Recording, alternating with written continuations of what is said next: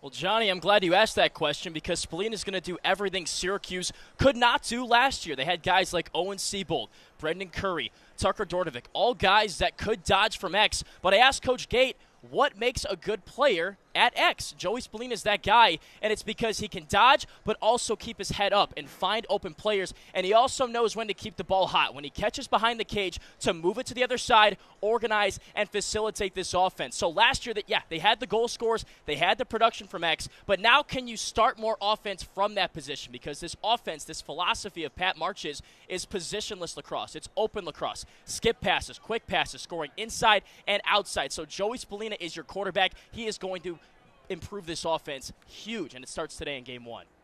John, thanks. And SU struggling defensively last year. What can they do to combat that this year?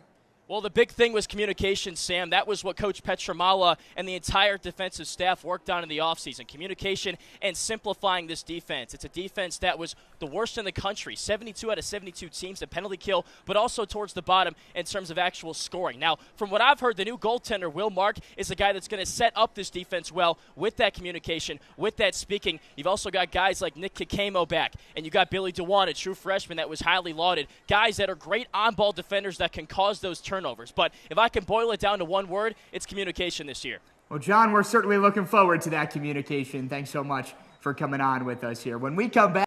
Well, Carl, Syracuse and Holy Cross have now played in 3 straight years, and you mentioned the blowout game last year, 28-5 Syracuse winning. So, if anything, Holy Cross can see how much improvement has happened between last year's game and this year's game in this contest today. And you mentioned J.L. Reppert as well. It's his 3rd year technically at Holy Cross, but he told us before the game he really considers it his 2nd season because of all the COVID stuff that happened. He arrived in January of 2021, so now Holy Cross has a chance to, again, see how much it can improve in this game against Syracuse. They played Providence, they played Merrimack, they played both of those games very competitively, as you guys have already talked about. Now you're playing a juggernaut, an ACC team at Syracuse that's already 2-0 this season. What can you do? We'll find out. Well, John, everybody was wondering what this offense could do heading into the season. You were on the call for game number 1, 7 goals. It was stunning. In game number 2, it looked like a completely different unit. Where did you see the biggest changes for Pat Marsh's offense against UAlbany?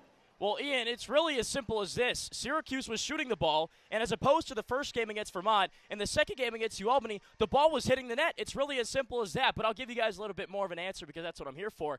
52% shot percentage Syracuse had against the Catamounts, 67% against the Great Danes. Now, what that means is every time Syracuse takes a shot, that's the percentage of time it actually goes on goal. That was the difference from game 1 to game 2, and Joey Spallina specifically was a big difference. He had 15 shots against Vermont, just 1 goal. In the second game, 5 goals on 7 shots. So Syracuse was much more efficient offensively and, of course, got more contributions, especially on extra man offense, doubling their goals from 2 to 4 against the Great Danes. John, the Syracuse defense was impressive from the jump. You've got that veteran back line, but they also have a transfer goalie. So how have they been able to gel between the defenseman and the new guy in Will Marks so well so early? Well, I consider Will Mark to be the glue guy for this defense, coming in from Long Island and immediately providing an experienced presence for this team. He brings so much to the table. Of course, stopping the shots. He stops the shots he's supposed to and then steals a couple of goals from the other team as well. Takes up a lot of space inside that net. But goalie is more than just stopping shots. It's also about communication. So he's talking through the slides, communicating where open men are, telling the defense what kind of set they're in. Are they sliding from the crease? Are they sliding from adjacent? So that's the biggest difference, I think, from last year to this year, and Will Mark has everything to do with that. Also, you've got Nick Kikamo back from last year, a guy that is simply a cause turnover machine, and he's operating within a defense coached by Dave Petramala, and what he's done this year is simplify this defense, made it all about communication and making it easy for everybody involved. Well, everybody got involved in the UAlbany game offensively, and I know you touched on a couple of veterans for Syracuse there, but I want to know, in a game like this against Holy Cross where the score could be a little bigger and a lot of guys could end up on the stat sheet, what guys outside of a Joey Spallina or a Finn Thompson, maybe in this number 1 freshman class, are you looking to stand out? I think it's more about the guys that are those experienced players. I want to see Cole Kirst go off today. He's a veteran dude, transferred in from Lehigh, had a couple of goals against UAlbany. I want to see him really assert himself today. In these games, yeah, it's about the first line and the starters getting theirs, making this maybe a quote-unquote stack game. I don't want to really focus on the freshmen because they haven't really been involved outside of Joey Spallina and Finn Thompson. So I want to see the members of the second line, the Griffin Cooks, already mentioned the Cole Kirst of the world. I also want to see Alex Simmons, an attacker, find his goal-scoring abilities that he had while he was at Denver. He had 4 assists against UAlbany, has been more of a distributor so far with this Syracuse team. I want to see him score some goals, rather, and he can start by doing that today.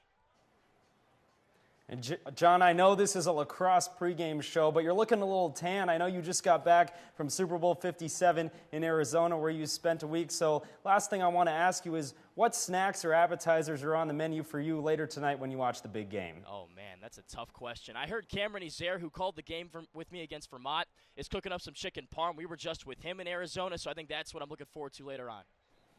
Well, Nick, first of all, thank you. Looking great yourself as well there in studio. The biggest thing for me was the defense. I think back to games I watched last year for Syracuse men's lacrosse, and that game against North Carolina didn't see much of a difference. The whole talk of the offseason was how is Dave Petramala going to change this defense, make it better from last year. Didn't really see those changes in the Maryland loss nor the North Carolina loss, and really it boiled down to simple fundamental things. Lack of communication, lack of slides, lack of 2 slides, stuff you work on in the fall, stuff you work on in the offseason to be ready for games like this. But perhaps it was a lesson learned for Syracuse. It was the ACC opener. Now you're bringing those things into the Duke game today. Couple other things that went wrong. They lost the face-off battle again. Johnny Rachuza was better at 46%, but still not where the coaching staff wants him to be at 50%. And North Carolina was pinging corners all day long. I mean, pew, pew, pew. Everywhere you look on the net, they were scoring in that game. So Will Mark, Syracuse's goalie, is going to have to play a lot better today, and Syracuse has to avoid North Carolina, or rather today, Duke getting those extra possessions and extra chances at goal, like North Carolina did. John, we saw Syracuse open up ACC competition last week against UNC. This is Duke's ACC season opener, so Syracuse already has a taste of the speed of the conference. What can Duke expect out of the conference slate this season? Yeah, I know Duke hasn't played a conference opponent yet, Will, but they played some very good teams, no less. They took down Denver in a game that was very close. Brennan O'Neill scored the game-winning goal to win that game for them. They also lost to Jacksonville on the road. I know they're not an ACC team, but that still offered that team a lot of opportunity to learn some lessons from that game. Coach Danowski of Duke said that the team kind of shot arrogantly in that game. That was the big thing they didn't do, is they had a lot of stick-side, high-to-high shots. They had a lot of empty possessions. So that was a chance for this team to, yes, they lost the game, but learn some lessons early in the season that they can then carry over into ACC play, which matters a little bit more because you're trying to win the conference, then get into the NCAA tournament. So while Duke hasn't played an Atlantic Coast Conference team just yet, they've played these high-level games. They played Penn last week. You guys talked about that. So they're battle-tested. They're ready to go. They've had 5 games to learn what their personnel is and learn what they can be and what they can do in games like this today. John, I want to ask you about another John, Johnny Rachuza. You mentioned him just a minute ago. How can Syracuse and Rachuza fix the face-off problem that has plagued them so far in the first 5 games of the year? Well, you got to help Johnny out. I'm sure he's learned by now that Syracuse, the ACC, a lot different from Canisius. He's battled against some of the best Fogos week after week after week. He's got another big contest and another battle today with Jake Naso of Duke, who is not a Fogo. He's a guy that's going to win a faceoff and stay on the field for the Blue Devils. The biggest thing that Coach Gate talked about when we spoke with him during the week was helping Johnny out. What does that mean?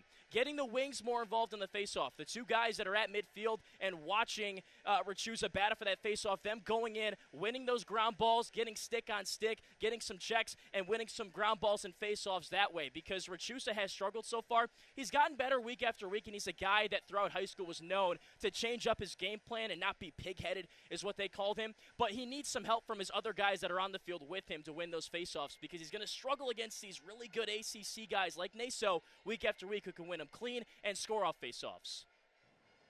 One of the biggest goal contributors for the Blue Devils in the past couple of days has been Andrew McAdory. How do you think he matches up against this Syracuse defense? I love Andrew McAdory. Dude's a little jitterbug, man. I cannot wait to watch him play. He's a tough cover. Joe Spallina, the father of Joey, called him a Swiss Army knife when he coached him in club ball growing up. That's what he is. The guy can dodge, he can score, he can pass. Andrew McAdory is a positionless lacrosse player. You could play him on any position on the field, and the guy would thrive. But for Duke, he plays offense, and for Syracuse, that's a tough cover. He can dodge one-on-one. He's tough to cover. He's got the nice nice head fakes, the nice moves, good footwork as well. He could score Canadian, he could score regular, he's nice and tight, and he can pass. Andrew McAdory is a problem. Simple as that, guys.